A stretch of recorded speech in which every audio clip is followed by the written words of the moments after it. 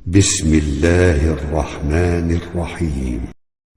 Kembali pada pertemuan sebelum ini disebutkan oleh muhaqqiq dari kesimpulan kitab ini dan kitab-kitab akidah salaf lainnya bahwasanya manhaj ahlus sunnati wal jamaah itu adalah ittiba'u kitabillah wa sunnati Rasulillah sallallahu alaihi wasallam, mengikut kitabullah dan sunnah Rasulullah sallallahu alaihi wasallam.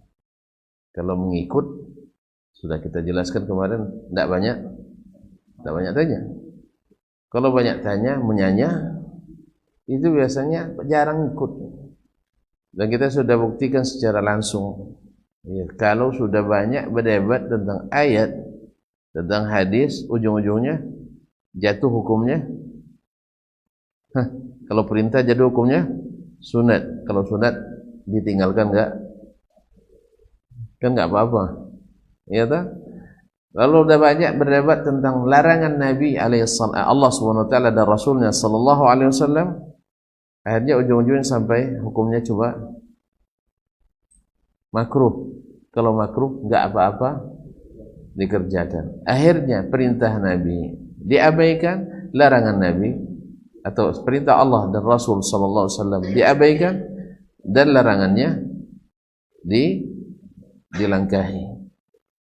Nah, ini yang harus kita kembalikan kaum muslimin dan muslimat mengikut Al-Qur'an dan sunnah tanpa banyak tanya, kecuali untuk memahami.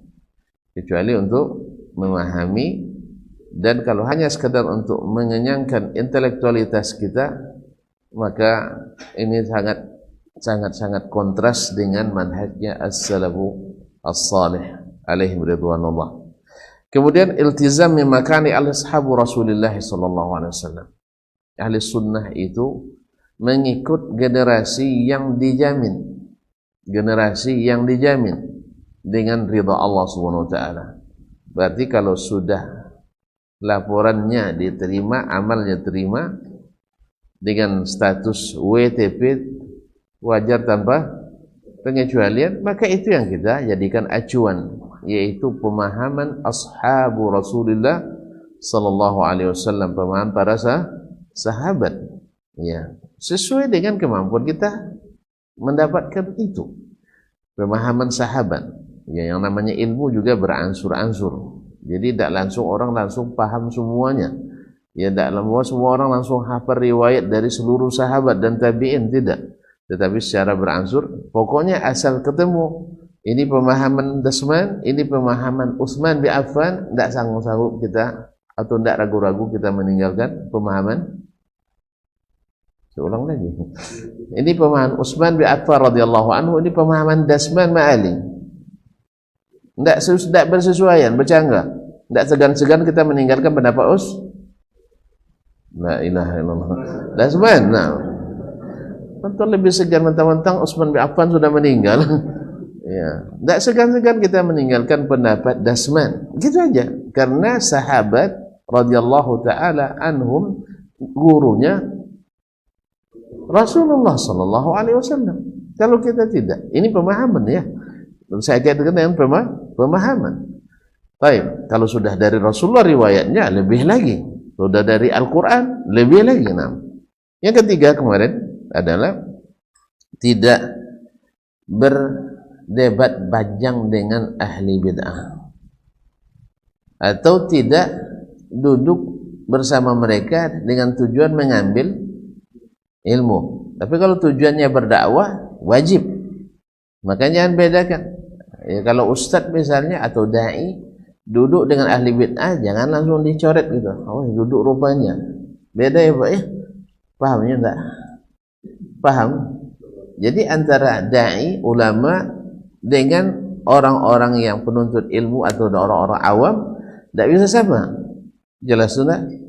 Karena Nabi alaihissalam dulu berdakwah ke orang musyrik, duduk bersila, bersimpu di depan orang itu, yang tua tetap dihormatinya. Jelas? Jelas sudah? Jadi kalau nampak nanti ustaz duduk dengan orang musyrik, dah jadi orang Cina Ustaz dia. Jangan, tidak sama statusnya. Karena memang kita ini subhanallah tadi lah saya katakan mungkin berada di manhaj yang benar tapi tak punya rem. Jelas? Akhirnya diseruduknya gardu tol itu. Iya Pak ya? Dia memang di jalan yang benar, di jalur yang benar. Cuman larinya kencang, remnya belum. Akhirnya nabrak, bukan tanggul, gardu tol ditabraknya. Akhirnya kena ganti rugi besar. Akhirnya merugikan dakwah. Oleh itu kaum muslimin dan muslimat yang dirahmati Allah SWT, beda duduk untuk berjidal, duduk untuk berdebat atau mengambil ilmu dari ahli bid'ah dan hawa dengan duduk untuk berdakwah. Terus beda. Jelas? Kalau nanti banyak, oh ternyata Imam Syafi'i duduk juga dengan orang Khawarij katanya. Maksudnya belum mendakwai. Dari zaman Nabi SAW, Nabi kalau berdakwah itu bukan main tunjuk jidat lagi, tidak. Nabi duduk bersamanya, beradu lutut, tetap memanggil dengan panggilan-panggilan yang memuliakan derajatnya, yang tidak berkaitan dengan. Jadi misalnya orang Arab suka dipanggil dengan kunyah Abu Fulan, maka tetap dipanggil Abu Fulan, tetap. Kaum muslimin dan muslimat dirahmati Allah SWT. Jelas? Jelas ya? Jadi harus bedakan itu antara duduknya ahlul ilmi wad da'wati dengan orang-orang yang belum mencapai kapasitas berdakwah, baru hanya sampai menuntut ilmu untuk mencari ilmu. Makanya kaum muslimin dan muslimat yang dirahmati Allah SWT, ini memang sering terjadi, sehingga seperti yang saya ingatkan beberapa kali, walaupun di jalur yang benar, tapi kadang-kadang terpeleset karena kekurangan ilmu, atau karena lupa, atau karena memang belum sampai dan tercapai. Ma'asyiral kiram yang dirahmati Allah SWT. Yang keempat,